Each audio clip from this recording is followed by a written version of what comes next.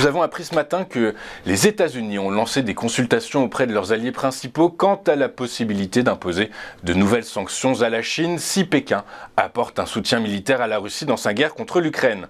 En effet, selon plusieurs responsables américains, ces consultations, qui sont encore à un stade embryonnaire, visent à mobiliser le soutien d'un éventail de pays, en particulier ceux du G7, pour coordonner le soutien à d'éventuelles restrictions.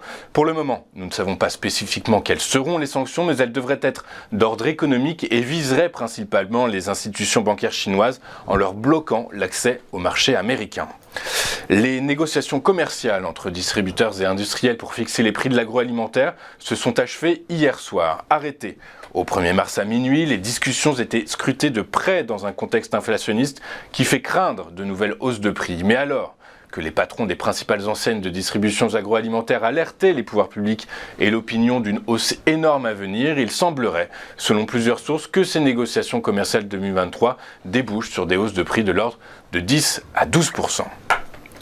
Le chef de la diplomatie allemande, Annalena Baerbock, a présenté hier des lignes directrices pour rendre féministe la politique étrangère allemande. Au terme de ces nouvelles directives rassemblées dans un document de 88 pages, l'Allemagne militera désormais pour que les problématiques relatives aux femmes soient davantage prises en compte au niveau mondial ou encore pour que les femmes soient davantage impliquées dans les processus de paix.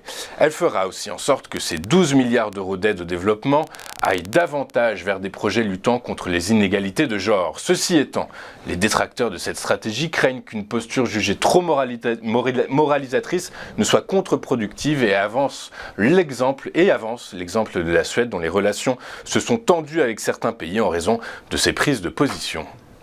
Avant de poursuivre notre émission, regardons ce qui s'est passé sur les principales places boursières de la planète hier.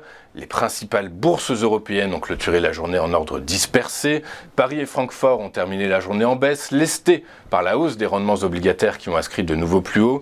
L'indice phare parisien a lâché 0,46% à 7234 points. C'est plus que le DAX qui a lui reculé de 0,39% à 15 305 points. À l'inverse, Londres a clôturé en territoire positif, porté par les valeurs minières, elle-même soutenue par les indicateurs d'activité en Chine meilleurs qu'attendus. Le FTSE a pris 0,49% à 7914 points. Les indices actions américains ont fini la journée en ordre dispersé également, alors que les rendements obligataires ont progressé suite à la publication de données sur l'activité manufacturière indiquant une inflation toujours élevée. Le Dow Jones a grignoté 0,02% à 32 661 points. Le S&P 500 a cédé 0,47% à 3951 points et le Nasdaq a reculé de son côté de 0,66% à 11 379 points. En Asie ce matin, la bourse de Tokyo a fini en légère baisse dans le sillage de Wall Street. L'indice Nikkei a cédé 0,06% à 27 498 points et le Topix a reculé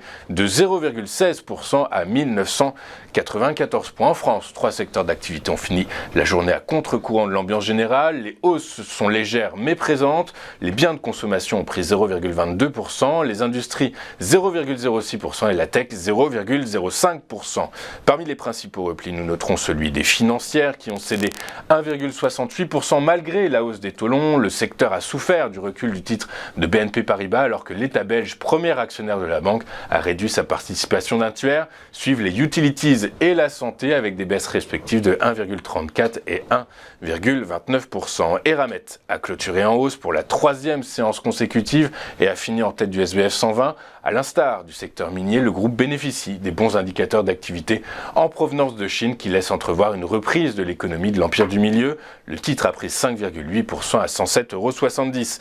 Neonen ferme la marche avec un titre qui a reculé de près de 14% à 29,41 €. L'action du producteur d'énergie renouvelable a été pénalisée par des guidance jugées trop prudentes par les analystes financiers et des besoins en cash importants, trop importants pour financer sa croissance. Sur le marché des rendements obligataires, les craintes d'une BCE plus stricte dans sa lutte contre une inflation structurellement bien ancrée dans l'économie réelle ont fait bondir les principaux taux souverains de la zone euro. Le Bund allemand à 10 ans a pris 7 points de base à 2,71%. Son homologue français s'est adjugé 6 points de base à 3,11%. Aux États-Unis, le rendement à 10 ans des bons du Trésor a pris plus de 8 points de base à 3,98% après avoir franchi la barre des 4%.